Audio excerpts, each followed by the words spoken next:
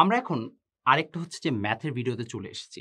কোন নদীতে একটি স্রোতের অনুকূলে আমাদের হচ্ছে 18 কিলোমিটার পার আওয়ার, সেটা স্রোতের অনুকূলে, এবং প্রতিকূলে আমাদের দেওয়া আছে 6 কিলোমিটার পার আওয়ার। নৌকাটিকে কোন দিকে চালালে তা সোজা অপর পারে পৌঁছাবে এবং নৌকাটি আসলে মূলত কত বেগে চলবে?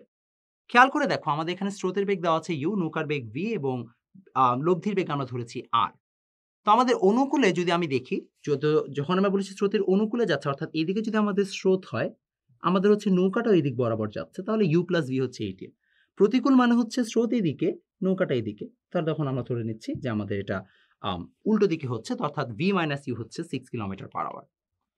তাহলে আমরা এই দুটোকে যদি এখন যোগ করি, যোগ করে আমরা খুব সহজে পেয়ে যাব যে আমাদের এক্স্যাক্টলি u হচ্ছে বা v হচ্ছে আমাদের এখানে চলে আসবে 12 এবং u আমাদের এখানে চলে আসবে 6। তো আমরা যদি এই দুটো ইনফরমেশন পেয়ে যাই, তাহলে কিন্তু আমাদের জন্য এখন ম্যাথটা বের করা খুবই সোজা। সো কিভাবে আমরা ম্যাথটাকে সলভ করব? তাহলে যদি আমরা এখন এই জায়গায় একটু চিত্রটা খেয়াল করে দেখি, তাহলে এটা হচ্ছে আমাদের u অ্যান্ড এটা হচ্ছে আমাদের v, এবং আমরা খেয়াল করে দেখি এটা u এবং এটা v হলে আমাদের হচ্ছে এটা লব্ধি r এবং এটা হচ্ছে আমাদের আলফা কোণ। আমরা জানি tan θ equal to v sin alpha by হচ্ছে u plus v cos alpha, যেখানে tan 90 ডিগ্রি ইকুয়াল টু হচ্ছে আমাদের এই ভ্যালুটা, এবং আমরা জানি হর আমাদের যদি 0 হয় তাহলে আমাদের অ্যান্সারটা কিরকম আসবে। সো আমরা জানি tan 90 ডিগ্রি হচ্ছে অসংজ্ঞায়িত, সামথিং বাই 0, তাহলে হর অবশ্যই 0, অর্থাৎ আমাদের এখানে u plus v cos alpha is equal to 0। সেখান থেকে আমরা পেয়ে যাচ্ছি v cos alpha is equal to minus u, অর্থাৎ alpha is equal to cos inverse minus u by v। আর যদি আমাদের সেটাই হয় যে alpha is equal to cos inverse minus u by v, তাহলে ভ্যালু কত? ভ্যালু হচ্ছে খুব সিম্পলি cos ইনভার্স মাইনাস 6/12, অর্থাৎ 120 ডিগ্রি। অর্থাৎ 120 ডিগ্রি কোণে রওনা দিলে আমরা আসলে এরকম একটা সোজা লম্ব বরাবর পৌঁছাতে পারবো। এবং এছাড়া আমরা যদি লব্ধি বের করতে হয় আর কত, তাহলে সেটা আমরা ভ্যালু বসিয়ে দিয়েছি, u square plus v square plus 2uv cos alpha. Value বসালে আমাদের এখানে খুব সুন্দর করে মানটা চলে আসছে। বাস, খুবই ভালো কথা, আমাদের এখানে ফুল ভ্যালুটা আমরা এখানে তাহলে পেয়ে গেলাম। এখন আসো পরবর্তী ম্যাথে, সেটা হচ্ছে যে নদীর প্রস্থ 1.5 কিলোমিটার এবং স্রোতের বেগ দেওয়া আছে 4 কিলোমিটার পার আওয়ার। রহমত মাঝি নামে একজন মাঝি, তিনি হচ্ছে এবি বরাবর নৌকা চালনা করেন, অর্থাৎ ঠিক এদিক থেকে এদিক বরাবর নৌকা চালনা করছেন, এবং ওপারে যখন পৌঁছান তখন আমাদের নৌকার বেগ ছিল হচ্ছে এক্স্যাক্টলি 3 কিলোমিটার পার আওয়ার। তাহলে আমরা যেটা এখন বের করতে চাই সেটা হচ্ছে এসি বরাবর আমরা অতিক্রান্ত দূরত্ব কত, এবং এডি বরাবর নৌকা চালিয়ে রহমত মাঝি কি বি বিন্দুতে পৌঁছাতে পারবে নাকি না সেটা আমরা গাণিতিকভাবে বিশ্লেষণ করব। প্রথম ম্যাথে চলে আসি যে আমাদের এসি বরাবর আসলে নৌকার অতিক্রান্ত দূরত্বটা কত হবে। সো আমরা জানি cos কোণ বিএসি, যদি আমরা এই কোণটা বের করতে চাই, ধরে নেন আমাদের cos কোণ বিএসি আমরা বের করতে চাচ্ছি এই কোণটা, তাহলে আমাদের আসবে হচ্ছে কি ভূমি বাই অতিভুজ, অর্থাৎ এবি বাই হচ্ছে এসি।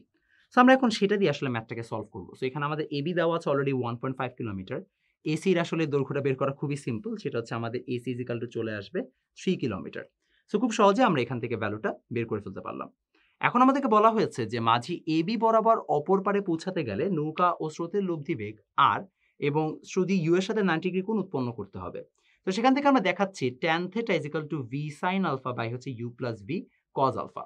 v sin আলফা যদি আমি এখন বসাই, তাহলে 3 kilometre per hour into sine 150 degree, আর এখানে আমি হচ্ছে যে u এবং v এর ভ্যালুটা বসিয়ে দিলাম। বসালে আমার থেটা চলে আসলো 46.94 ডিগ্রি। এখন আমাদের আইডিয়াটা খুবই সিম্পল। আমাদেরকে বলা হয়েছিল যে আমাদের নৌকার যে মাঝি সে কি আসলেও একদম ডিরেক্ট অপর পারে পৌঁছাতে পারবে কিনা। তো যদি আমরা এডি বরাবর নৌকা চালাই তাহলে আমরা কখনোই পারবো না, কারণ আমাদের লব্ধিটা দেখা যাচ্ছে 90 ডিগ্রি থেকে কম কোণ উৎপন্ন করে, অর্থাৎ 90 ডিগ্রি উৎপন্ন করছে না। দ্যাটস আমরা বলতেই পারি আসলে এইভাবে আমরা যদি নৌকা চালাই আমরা কোনোভাবে অপর পারে পৌঁছাতে পারবো না।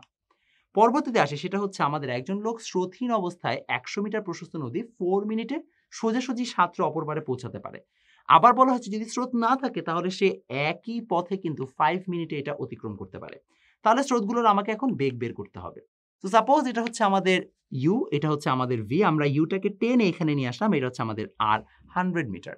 তাহলে আমাদের কিভাবে ম্যাথটা সলভ করবো? আমরা জানি আমাদের আর যদি 100 মিটার হয়, আমরা বলেছিলাম যে নদী 4 মিনিটে সোজাসুজি পার হতে পারে, তাহলে আমাদের এক্স্যাক্টলি আমাদের আরটা কত? আমাদের আর এর বেগটা হচ্ছে 25 মিটার পার মিনিট হচ্ছে যে আমাদের এখানে চলে আসছে। আবার যদি আমাকে বলা হয় ভিটা কত, তাহলে ভি হচ্ছে 100/5 অর্থাৎ 20 মিটার পার মিনিট।